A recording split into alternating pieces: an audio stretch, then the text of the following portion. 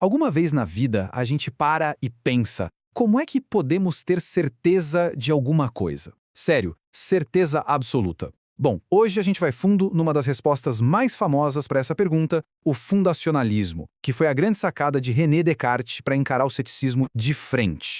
Essa pergunta aparentemente simples é daquelas que tira o sono de qualquer um que pense nela por mais de 5 minutos. Pensa bem, se tudo que a gente acredita precisa de um motivo, de uma justificativa, essa corrente de justificativas não vai parar nunca? Será que no fundo a gente não tem certeza de nada? Então, para a gente desvendar a resposta do Descartes, nosso roteiro de hoje é o seguinte. Primeiro vamos entender o tamanho do desafio da dúvida. Depois a gente vê o plano super radical do Descartes, aí vamos falar sobre os alicerces do conhecimento, os dois tipos de crenças que ele propõe e, no final, como tudo isso se encaixa para dar um basta nesse problema.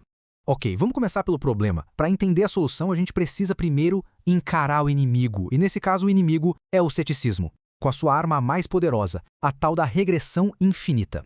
Imagina só essa cena. Alguém diz que sabe que está chovendo. A gente pergunta, como sabe? A pessoa responde, ué, porque eu tô vendo as gotas na janela. Aí a gente insiste, e como sabe que não está sonhando com as gotas? A pessoa vai ter que buscar outra razão, e outra, e outra. A ideia do cético é que essa corrente de porquês não tem fim. E se não tem fim, nenhuma crença estaria de fato segura. É um abismo. E é exatamente aqui que o nosso protagonista, René Descartes, entra em cena. Mas olha que interessante, ele não tentou ignorar o cético. Pelo contrário, ele decidiu levar a dúvida até o último limite. Um plano ousado, para dizer o mínimo. O próprio Descartes disse, com essas palavras, qual era a estratégia dele. Ele basicamente propôs duvidar de absolutamente tudo, dos sentidos, da própria memória, de tudo mesmo, na esperança de que talvez alguma coisinha sobrasse, uma única verdade que fosse impossível de duvidar. Então, esse era o ponto-chave, a missão de Descartes. Encontrar uma rocha firme no meio de um oceano de incerteza.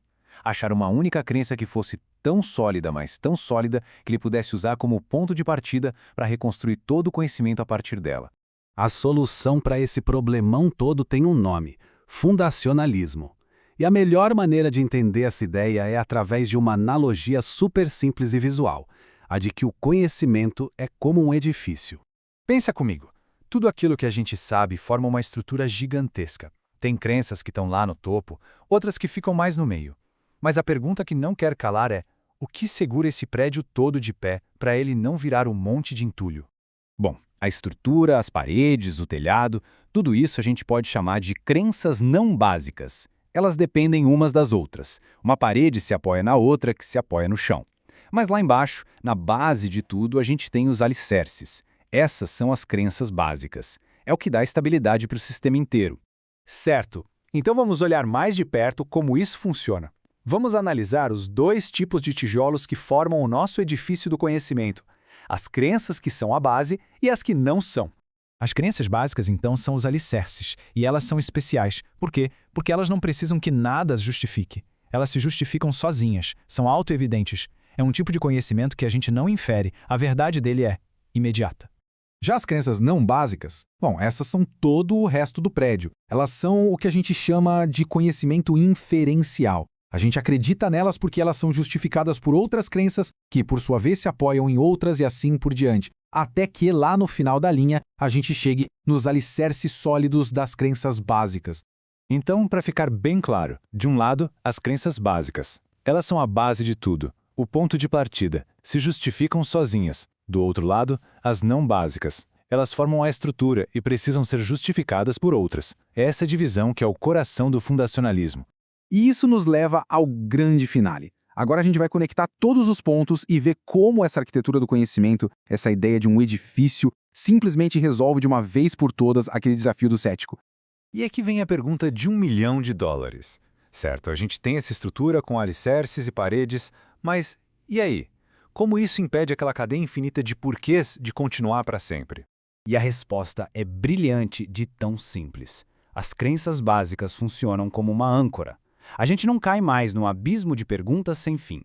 Quando a gente vai seguindo a cadeia de justificativas, a gente chega num ponto final, numa base que não precisa de mais nada para se sustentar. A regressão para aqui. A discussão acaba. Fim de jogo para o cético. O fundacionalismo é, sem dúvida, uma solução poderosa. Mas tudo depende de uma coisa. Será que a gente consegue mesmo encontrar essas crenças que são auto-evidentes? Para Descartes, a resposta era um sonoro sim.